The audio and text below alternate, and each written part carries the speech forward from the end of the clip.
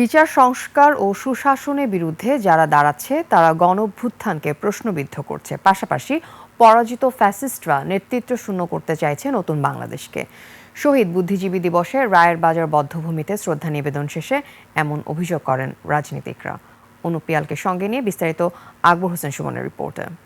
Sunbit সব দিবে সামাল। সানবিট ম্যাজিক প্রেস ডিশওয়াশিং এর মাথা ঘোরানো সলিউশন। 1971 সালের 14 ডিসেম্বর ভোরের আলো পৃথিবী স্পর্শ করার আগেই হাত পা বাঁধা লাশের সারি স্পর্শ করে রায়ের বাজার বধ্যভূমির মাটি। জাতিকে মেধাশূন্য করতে শ্রেষ্ঠ সন্তানদের হত্যা ছিল সেই নৃশংসতার চূড়ান্ত আঘাত। শ্রদ্ধা জানাতে এসে বিশিষ্টজনরা বর্তমান রাজনৈতিক প্রেক্ষাপটকেই গুরুত্ব দেন।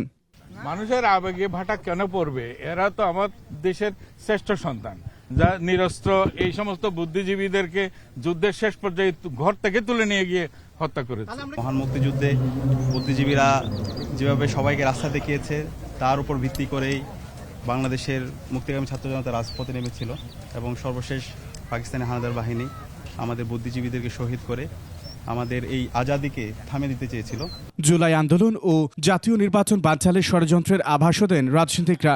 যখন স্বাধীনতা যুদ্ধে আমাদের এদেশে সাহসী বীররা ঝাঁপিয়ে পড়েছিলেন, তারা যেই প্রত্যাশার জায়গা থেকে ঝাঁপিয়ে পড়েছিলেন সেখান থেকে প্রাপ্তির পরিমাণটা অনেক কম। তবে আমরা একটা স্বাধীন দেশ পেয়েছি, স্বাধীন ভূখণ্ড পেয়েছি। যারা 24-71-এর বিরুদ্ধে দাঁড়িয়েছে, মোটেই তা নয়।